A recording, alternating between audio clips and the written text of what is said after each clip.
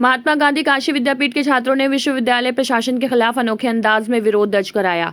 अध्यक्ष पद के प्रत्याशी शिवम यादव के नेतृत्व में छात्रों ने सिर बाल मुंडवाकर अपनी 3 प्रमुख मांगों को लेकर धरना प्रदर्शन किया। शिवम यादव ने बताया कि छात्रों की 3 प्रमुख मांगे हैं, जिनमें पहली, विश्वविद्यालय द्वारा हाल ही में लागू की गई मेरिट आधारित प्रवेश प्रक्रिया को वापस लिया जाए। दूसरी, पेड सीटों की संख्या को पुनः घटाकर 33% किया जाए, जिसे अभी बढ़ाकर 50% कर दिया गया है। और तीसरी, प्रवेश शुल्क में की गई बढ़ोतरी को वापस लेकर पहले की तरह ही रखा जाए। छात्रों ने विश्वविद्यालय प्रशासन के विरोध में 10वां भी मनाया और जोर देकर कहा कि ये विश्वविद्यालय सभी वर्गों के हितों को ध्यान में रखकर स्थापित किया गया था, लेकिन वर्तमान नीतियों से छात्रों के भविष्य पर संकट गहराता जा रहा है। प्रदर्शनकारी छात्रों ने चेतावनी दी है कि यदि उनकी मांगे नहीं मानी गई तो आंदोलन और तेज किया जाएगा। वहीं विश्वविद्यालय प्रशासन की ओर से इस पर अभी कोई आधिकारिक प्रतिक्रिया नहीं आई है। मेरा नाम शिवम यादव भक्ति है। मैं वर्तमान में अध्यक्ष पद का प्रत्याशी हूँ। आज आप लोगों ने सर के बाल मुंडवाए हैं, क्या कारण थे और क्या विश्वविद्यालय से मांग है आपकी? हमारी विश्वविद्यालय से देखिए मांग थी 3 मांग कि पहला कि जो मेरिट के आधार पर प्रवेश लेने का जो निर्णय है इसको वापस लिया जाए। दूसरा, जो पेड सीट की सीटें 33% से बढ़ा के 50% किया गया तो उसे पुनः 33% किया जाए। और तीसरा, जो प्रवेश फॉर्म में जो शुल्क की वृद्धि की गई है उसे वापस लिया जाए। और इसी के संदर्भ में आज हम सभी लगातार 10 दिनों से धरने में बैठे हुए हैं और इस विश्वविद्यालय प्रशासन की मरी हुई नीतियों, मरी हुई सोच के खिलाफ आज हम सभी साथी 10वां इनका मना के अपने मुंडन करवाया गया है। क्या इस आप लोग जो धरने में बैठे हैं, किन छात्रों को नुकसान होगा, किसकी बात के लिए बैठे हैं? देखिए, ये विश्वविद्यालय की जब स्थापना हुई 1921 में, जब इसका स्थापना हुई तो इसे ग्रामीण क्षेत्र के जो किसान मजदूर परिवार के जो छात्र थे उनको देखते हुए और एक हिंदी भाषी विश्वविद्यालय की स्थापना महात्मा गांधी जी के प्रेरणा से इसकी स्थापना की गई। उस समय यहाँ ऐसे क्रांतिकारी हुए इस विश्वविद्यालय में, चंद्रशेखर आजाद जी जैसे क्रांतिकारी इसी विश्वविद्यालय के छात्र रहे हैं।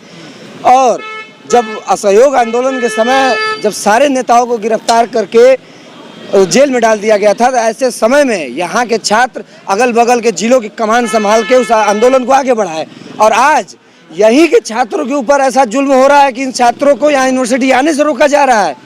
जिन छात्रों के लिए इस यूनिवर्सिटी की स्थापना की गई, ग्रामीण क्षेत्र, ग्रामीण परिवेश से निकले हुए छात्र यूनिवर्सिटी में आए पढ़े, अगर आप यहीं फीस वृद्धि कर देंगे तो ग्रामीण परिवार, ग्रामीण क्षेत्र के लड़के इस यूनिवर्सिटी में कैसे आएंगे? यहाँ तो शिक्षा से और यूनिवर्सिटी आने से वंचित कर दिया जाएगा। यूनिवर्सिटी आते हैं लोग, विश्वविद्यालय किस्मत और नसीब वालों को विश्वविद्यालय मिलता है। अगर आप विश्वविद्यालय आने से ही वंचित कर देंगे तो इस देश का भविष्य किस ओर जाएगा?